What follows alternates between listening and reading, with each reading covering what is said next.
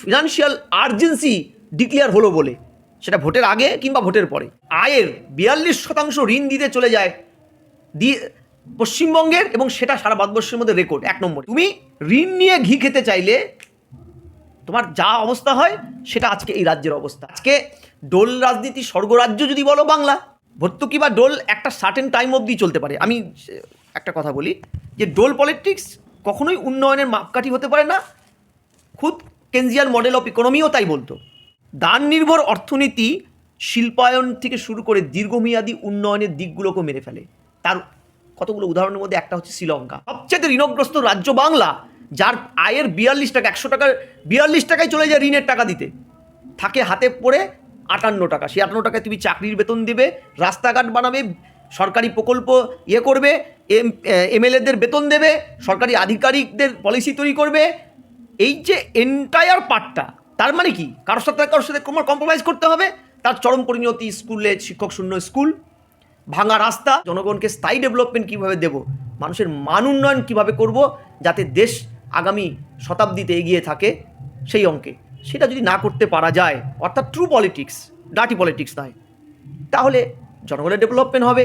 আর তা না হলে এই যে সাড়ে সর্বনাশ, ইকোনমি জলাঞ্জলি যাবে, ভোট ব্যাংকে উত্তরোত্তর মমতা ব্যানার্জি বা যারাই ডোল পলিটিক্স করে তারা দিন দিন শ্রীবৃদ্ধি হবে, মানুষের লিভিং স্ট্যান্ডার্ড দিন দিন তলাইতে ঠেকবে, যেটা এই রাজ্যে এই মুহূর্তে হয়ে চলে।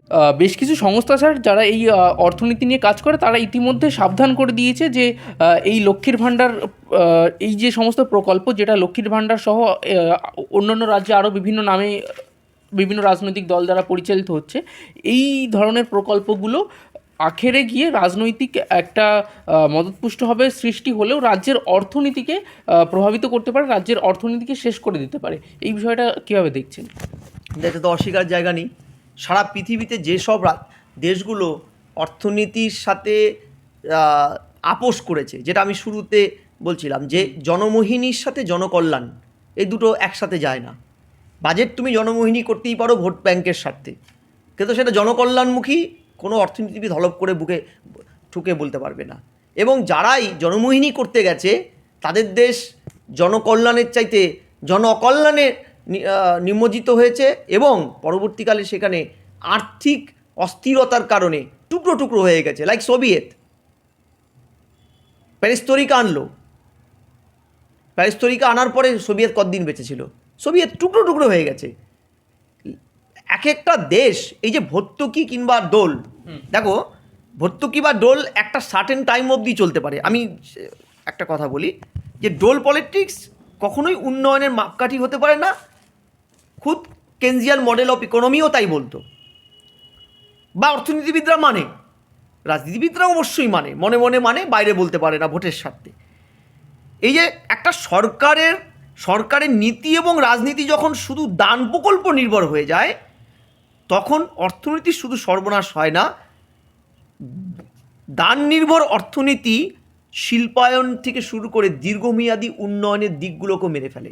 তার কতগুলো উদাহরণের মধ্যে একটা হচ্ছে শ্রীলঙ্কা। চলে গেল, বিদ্রোহ হলো, রাষ্ট্রপতির ভবন লুট হলো তো। আর এরকম অজস্র উদাহরণ আছে। আজকে ডোল রাজনীতি স্বর্গরাজ্য যদি বলো বাংলা, আজকে বাংলায় গতকালের রিপোর্ট, সারা ভারতবর্ষের মধ্যে মানে আয়ের 42% ঋণ দিতে চলে যায় পশ্চিমবঙ্গের, এবং সেটা সারা ভারতবর্ষের মধ্যে রেকর্ড 1 নম্বরে বাংলা।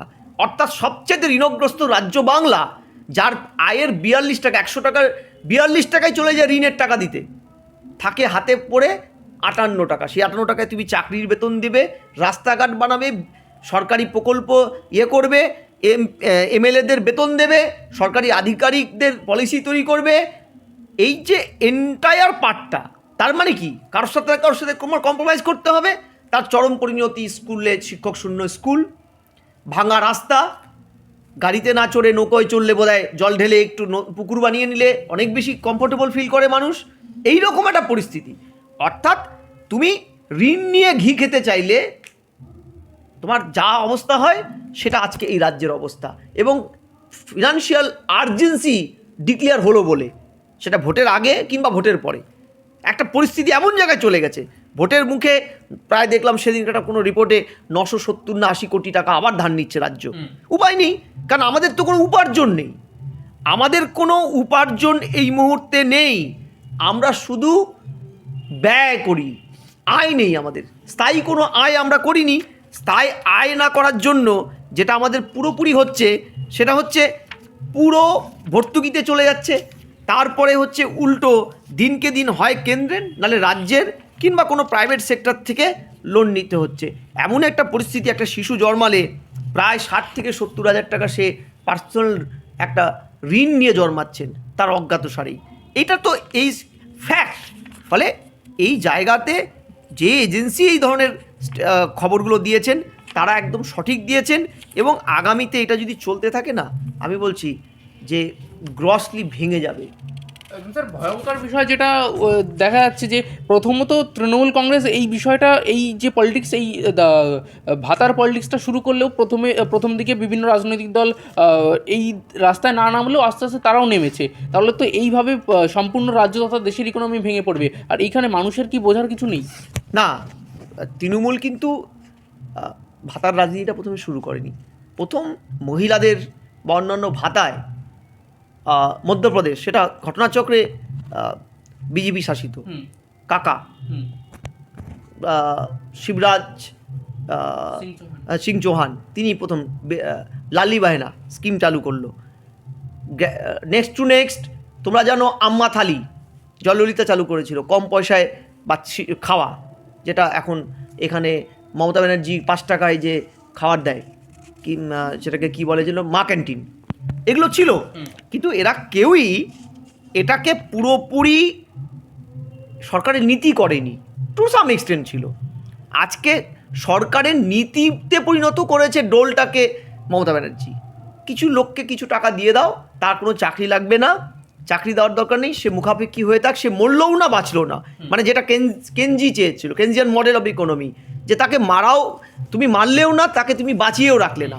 এই যে না মারা এবং না বাঁচিয়ে রাখা, একটি মানুষের এমনভাবে তুমি বদান্যতা স্বীকার করে তাকে রাখলে যে তাতে তোমার সে সারা জীবনের ভোট ব্যাংক হয়ে রইলো। সেই জায়গায় দাঁড়িয়ে তুমি যদি কাউকে একটা চাকরি দিতে পারমানেন্ট, সে হয়তো তোমার চাকরিটা পাওয়ার পরে ইকোনমিক্যাল স্ট্যান্ডার্ডিটি পেলে তোমার সাথে তোমাকে ভোট দিত না, সো হোয়াট, তার মানব সম্পদের উন্নয়নটা কিন্তু সে করতে পারত। এই জায়গায় দাঁড়িয়ে মমতা ব্যানার্জি কিন্তু এই কেনজিয়ান মডেল অফ ইকোনমি যেটা আমরা বলি সেটা কিন্তু করেছে। এবং দেখবে তুমি একটা সাইকেল একটা মানুষের জীবনে কদিন থাকতে পারে, 5 বছর থাকতে পারে যত্ন করে চালালে, আমি ধরলাম আরও 7 বছর থাকলো। কিন্তু যদি একটা চাকরি হতো, তার 3-4টে প্রজন্ম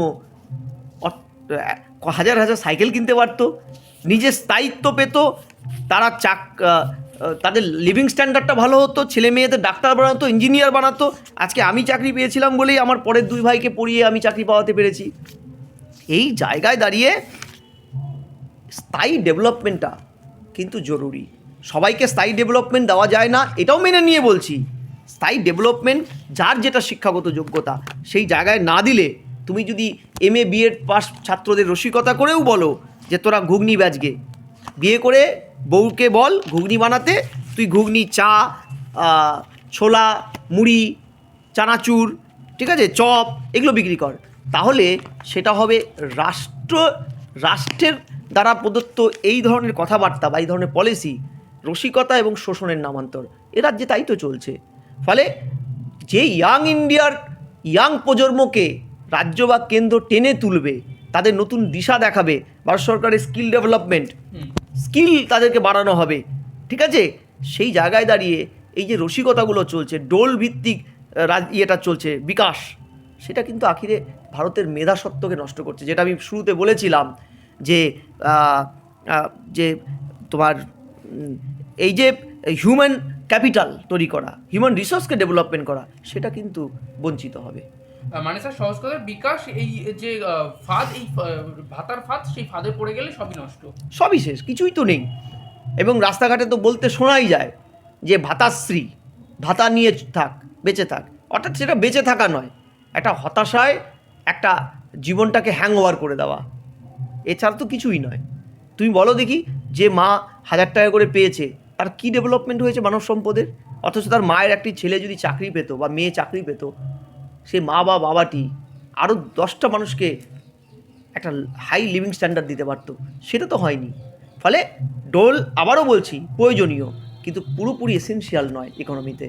ইকোনমির স্থায়ী ডেভেলপমেন্টের উপরে জোর দিতে হবে, ইন্ডাস্ট্রিয়ালিজমের উপরে জোর দিতে হবে, প্রকৃত শিল্পায়ন, গ্রিন ইন্ডাস্ট্রি, সাস্টেনেবল ডেভেলপমেন্ট যেটাকে বলি আমরা, এর মাধ্যমেই হিউম্যান রিসোর্সের ডেভেলপমেন্ট হবে। সেখানে স্থায়ী অস্থায়ী সব ধরনের কাজের জায়গা যেন থাকে, রাষ্ট্রকে সেটাকেও দেখতে হবে। আলটিমেটলি দিনান্তে মানুষের খাদ্য, বস্ত্র, বাসস্থানের মৌলিক অধিকার তো রাষ্ট্রই দেখার কথা, ভারতের সংবিধান তো তাই বলে। সেটা যেন উপেক্ষিত না থাকে ডোলের জন্য। মানে স্যার, জনগণের কোথাও একটা দায়িত্ব হচ্ছে এই ফাঁদে পড়ার থেকে নিজেকে সুরক্ষিত রাখা। জনগণ ফাঁদে পড়বে না পড়বে সেটা জনগণের নিজস্ব ইয়ে, আমি জনগণের কথা বলতে পারবো না।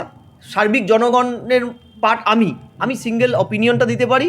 আমার কাছে রাষ্ট্রের কাছেই একটা কৈফিয়ত যে স্থায়ী ডেভেলপমেন্টটা না করতে পারলে জনগণ একটা বড় অংশ আপনি যা দেবেন সেটা হয়তো হাত পেতে নিতে বাধ্য হবে।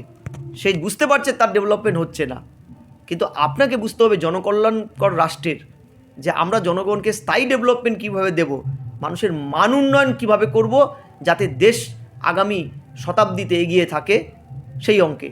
সেটা যদি না করতে পারা যায়, অর্থাৎ ট্রু পলিটিক্স, ডার্টি পলিটিক্স নয়, তাহলে জনগণের ডেভেলপমেন্ট হবে। আর তা না হলে এই যে সাড়ে সর্বনাশ, ইকোনমি জলাঞ্জলি যাবে, ভোট ব্যাংকে উত্তরোত্তর মমতা ব্যানার্জি বা যারাই ডোল পলিটিক্স করে তারা দিন দিন শ্রীবৃদ্ধি হবে, মানুষের লিভিং স্ট্যান্ডার্ড দিন দিন তলাইতে ঠেকবে, যেটা এই রাজ্যে এই মুহূর্তে হয়ে চলেছে।